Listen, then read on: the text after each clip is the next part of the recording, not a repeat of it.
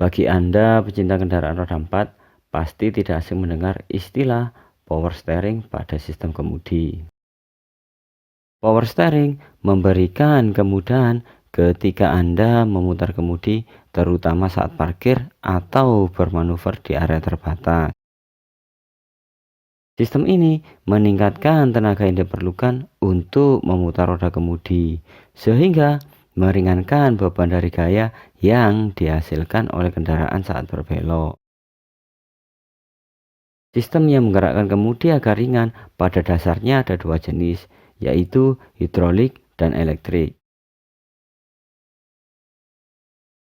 Meskipun sekarang banyak digantikan oleh electric power steering atau EPS, di mana EPS lebih mudah terkait perawatan. Namun, masih banyak mobil menggunakan sistem power steering hidrolik. Maka tidak ada salahnya kita memahami apa itu sistem power steering hidrolik. Power steering hidrolik menggunakan tekanan fluida untuk memutar roda kemudi yang dihasilkan oleh power steering yang digerakkan oleh mesin.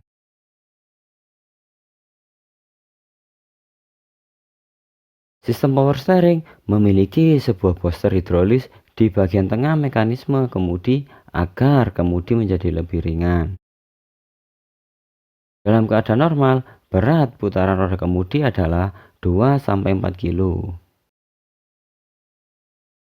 Sistem power steering direncanakan untuk mengurangi usaha pengemudian bila kendaraan bergerak pada putaran rendah dan menyesuaikan pada tingkat tertentu bila kendaraan bergerak, mulai kecepatan medium sampai pada kecepatan tinggi. Power steering hidrolis secara umum akan bekerja secara manual ketika kemudi diputar. Saat kemudi pada posisi lurus, kontrol valve berada pada posisi netral, di mana kontrol valve membatasi cairan power steering dan mengalirkan kembali ke fan pump.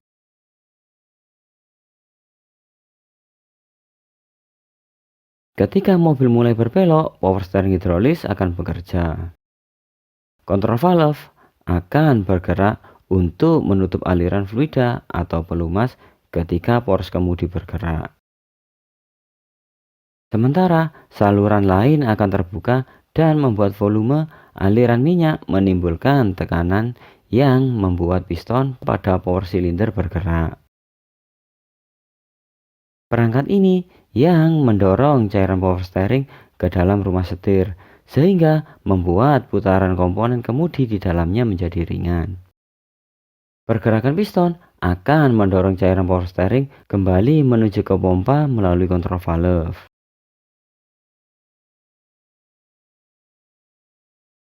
Untuk tipe power steering hidrolis terdiri dari dua jenis berdasarkan jenis gearboxnya.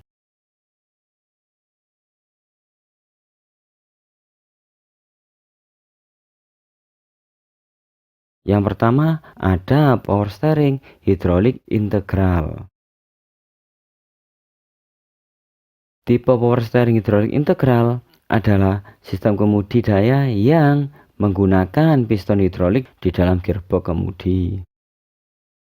Sesuai dengan namanya, integral. Kontrol valve dan power piston terletak di dalam gearbox, sedangkan tipe gear yang dipakai ialah tipe recirculating valve, di mana menggunakan bola-bola baja di poros kemudi untuk menyalurkan gerakan putar roda kemudi ke piston. Bola-bola tersebut berfungsi untuk mengurangi gesekan dan keausan pada roda kemudi. Komponen-komponen yang ada pada power steering integral yaitu tangki reservoir yang terisi dengan fluida. Kemudian ada fan pump atau pompa power steering yang membangkitkan tenaga hidrolik.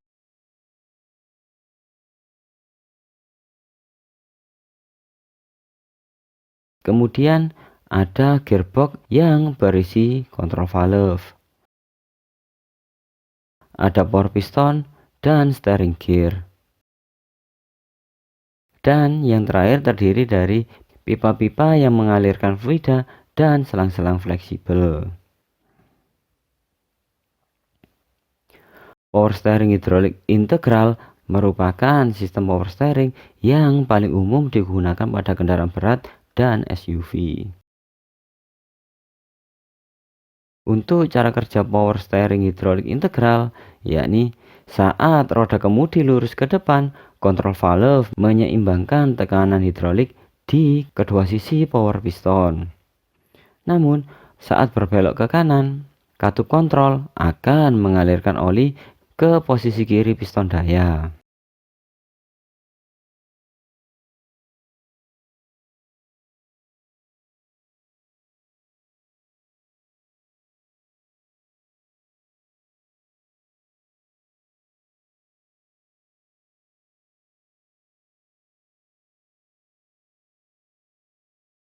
Lalu, saat belok ke kiri, katup kontrol valve mengalirkan oli ke sisi kanan piston daya.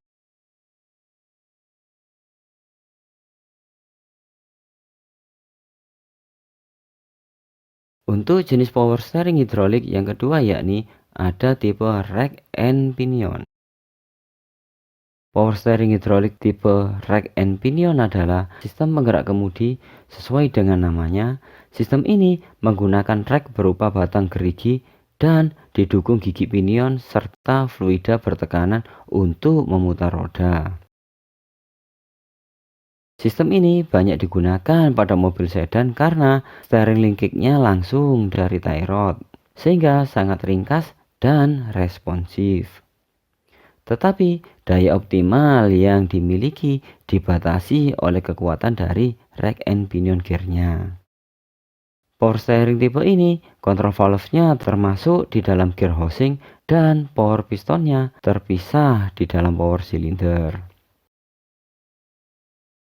Pada power steering hidrolik tipe rack and pinion, terdapat beberapa komponen yang menggerakkan, yaitu ada reservoir tank yang berfungsi untuk menampung oli power steering. Lalu yang kedua ada high pressure steering hose yang berfungsi untuk mengalirkan fluida bertekanan tinggi ke rotari. Yang ketiga ada pompa power steering, disebut juga sebagai fan pump. Komponen ini berfungsi untuk menghasilkan tekanan fluida yang tinggi sehingga mempermudah kendali setir. Kemudian yang keempat ada rotary control valve untuk mengatur aliran fluida yang berasal dari pompa.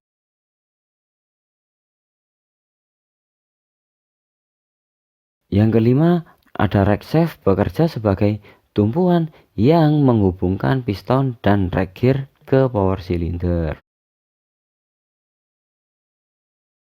Kemudian yang keenam ada low pressure steering hose untuk mengalirkan fluida bertekanan tinggi ke reservoir tank. Yang ketujuh ada power cylinder yang berfungsi untuk mengatur tekanan fluida dan menggerakkan gigi. Dan yang terakhir ada steering gear housing yang berfungsi untuk melindungi gigi pinion dan power steering. Untuk cara kerja power steering hidrolik tipe rack and pinion, di mana pompa hidrolik memperoleh tenaga dari putaran mesin. Lalu, saat roda kemudi diputar, pompa mengirimkan fluida bertekanan tinggi ke rack steer, yang kemudian fluida disalurkan ke dalam rack steer untuk mendorong arah kemudi, di mana gerakan putar roda kemudi diubah menjadi gerakan linear oleh roda gigi. Gerakan linear tersebut diteruskan ke bagian roda untuk mengubah arah roda. Ya, sekian pembahasan kita mengenai sistem power steering hidrolis. Sampai jumpa pada video-video berikutnya.